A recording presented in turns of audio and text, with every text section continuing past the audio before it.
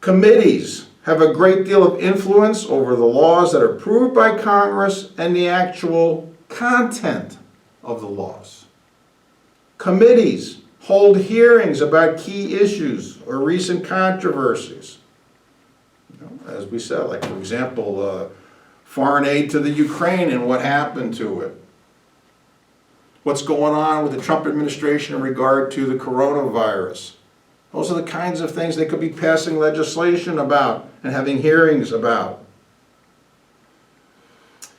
So they have hearings about key issues or recent controversies. They oversee the actions of bureaucratic agencies. They delegate authority to implement the law to these committees. They investigate public issues. They bring in experts to testify. So if they're going to have a hearing about what should we be doing in regard to the coronavirus, they bring in physicians, epidemiologists who know how to deal with these. Not someone who says, well, gee, I think it's not a problem. Well, based upon what? Well, my gut tells me that. Well, no offense, but if people are dying and we're up to what, 70,000 now? I want more than a gut reaction. I want some hard science, some hard answers.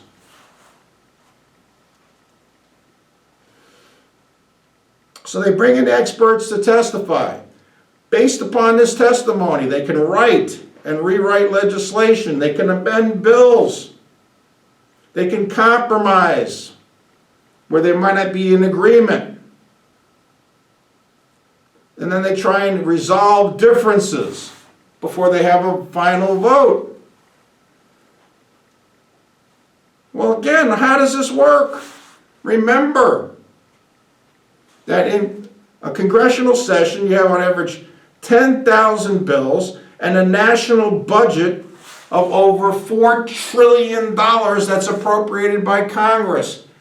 These are major decisions. These are complex decisions. So how can we best make sure that Congress does its work?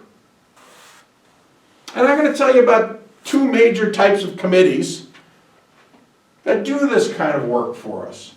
So we're going to talk about select committee and conference committees. So what's a select committee? And how does it work? And what do they do?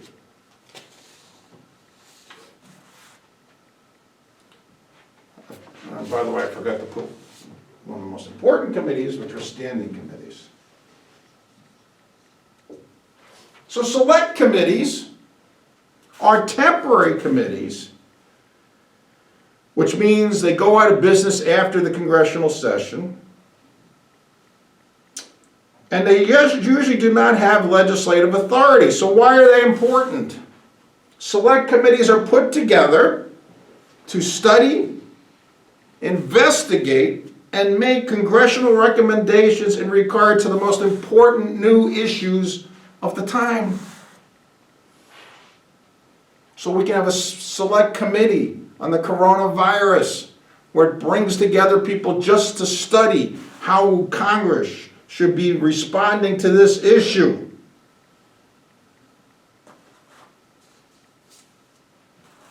We've had select committees in regard to 9/11 and what should we do in the name of domestic terrorism. And they came up with a whole series of recommendations, having permanent committees, and these permanent committees are called standing committees, having permanent standing committees to deal with this issue because we felt as a society this issue was not going to go away. To consolidate intelligence agencies so that we would know what was going on in the world and things would be coordinated between CIA and NSA and our other major intelligence agencies, defense intelligence. We had a select committee on Benghazi, which had like 5 different hearings. The last one was just about 2 years ago. And that was all about an investigation about 4 Americans, including a U.S. ambassador who was killed in Libya. Why did that happen? So select committees are generally established to try and coordinate consideration of issues that we haven't really had to deal with before, and to provide suggestions. So as we said, after 9/11, we had the Homeland Security Select Committee, and it then recommended the establishment of the Department of Homeland Security, which we did, established permanent standing committees, which we did, which merged 22 different intelligence federal agencies in terms of their abilities to coordinate their actions. So there would be sharing of information, so we wouldn't be caught in an information vacuum again. So that's what a select committee does. And then we have these standing committees. Standing committees. Standing committees are permanent committees that are created by public law, no law passed by the House or the Senate. They continue from Congress to Congress, that's why they're called standing. And they are the most powerful type of committee in the United States Congress. Standing committees are where all the major work of passing laws are conducted. So, for example, in the House we have the Agriculture Committee, the Appropriations Committee, the Armed Services Committee, the Budget Committee, the Education Committee, the Ethics Committee, the Foreign Affairs Committee, the Homeland Security Committee, as I said before, the Judiciary Committee, the Natural Resources Committee. So what Congress is doing is it's specializing. So it's saying instead of taking 10,000 bills and expecting everyone to read all 10,000, what we're going to do is in the House, for example, we are going to have 20 standing committees that have specialized areas of review. Maybe just agricultural issues, just education issues, just financial services issues, just foreign affairs issues. So a person can become expert in those areas. So now, instead of having to read 10,000 bills, what we do is we have 20 committees. Now you only have to read each committee, and if it's divided equally, and it's not, but for the purposes of this, now all you have to do is read 500 bills. And if the average bill's 5 pages, now you have to read 2,500 pages, and they're all in the same area, so you can develop expertise. A lot easier than try to read 50,000 pages. So this is how Congress has dealt with these overwhelming legislative demands. They've come up with this specialized standing committee system.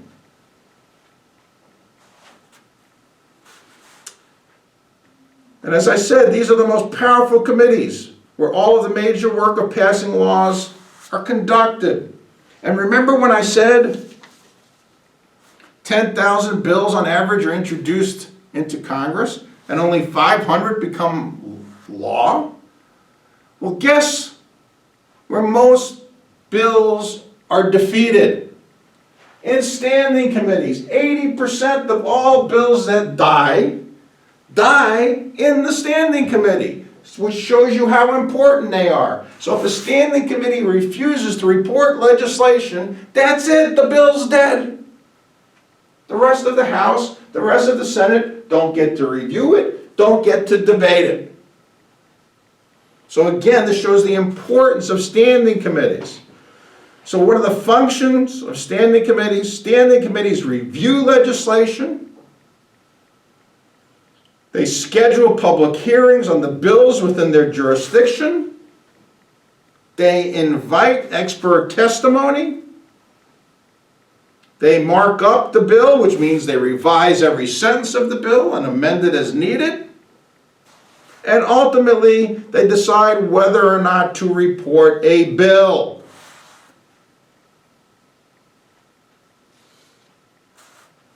And members of Congress like the idea of standing committees because it makes their work easier.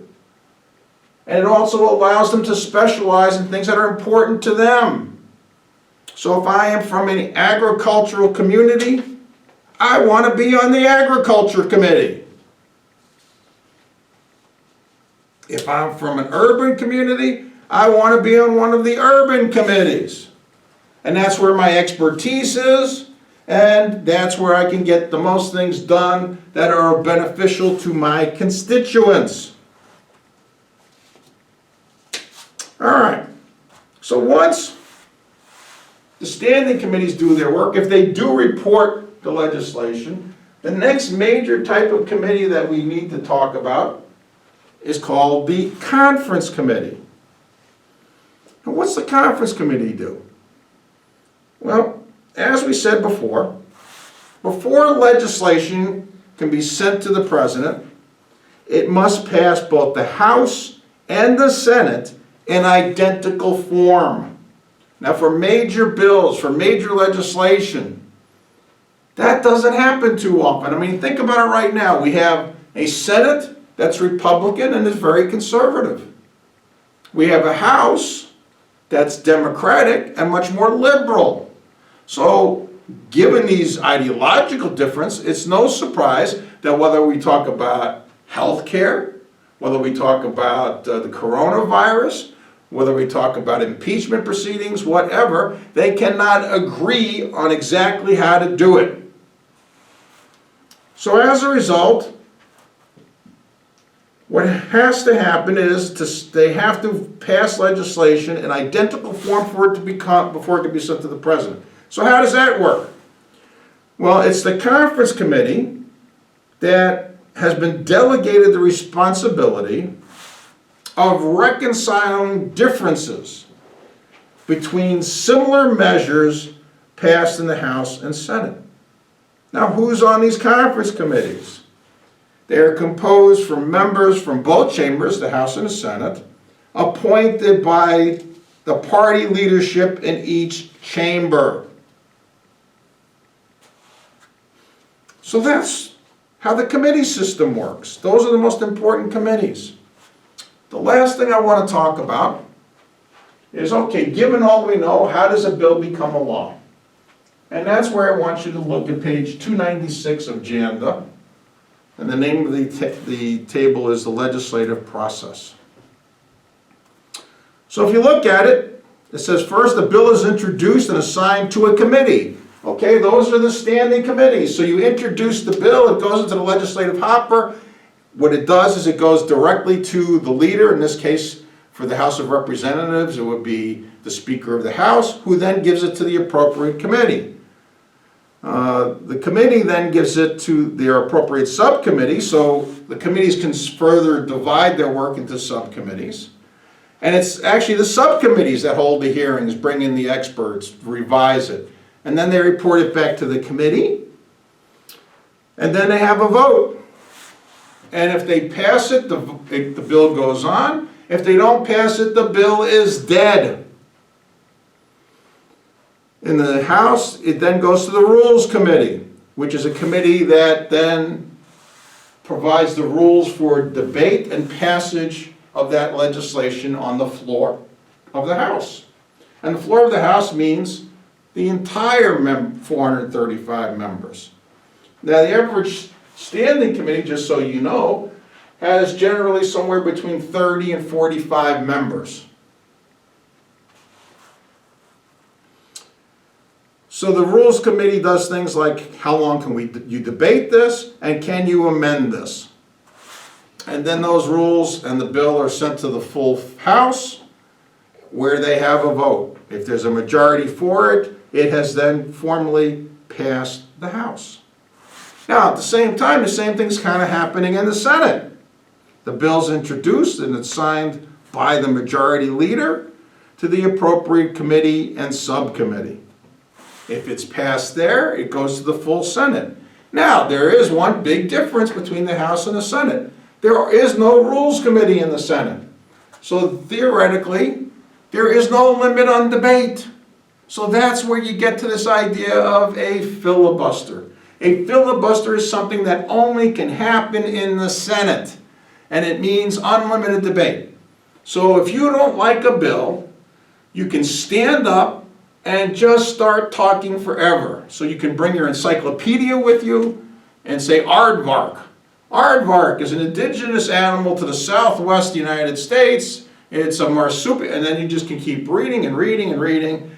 And if you have someone who's also opposed to the bill, they can raise their hand to be recognized, and you can say, my colleague from Mississippi wants to be recognized, and then they have the B encyclopedia, and they go bat, bat. Bat is an animal that is a marsupial, and they can then read. And then when they get tired, and at this point you can go back to your office, take a nap for a couple hours, come back refreshed, and then they can say, and that's the only question I have, Senator. I will yield the floor back to you. That is a filibuster, okay? And Ted Cruz did a filibuster a couple of years back in his opposition to the Affordable Care Act. And what he did is he read Dr. Seuss books to everybody, which they didn't appreciate very much.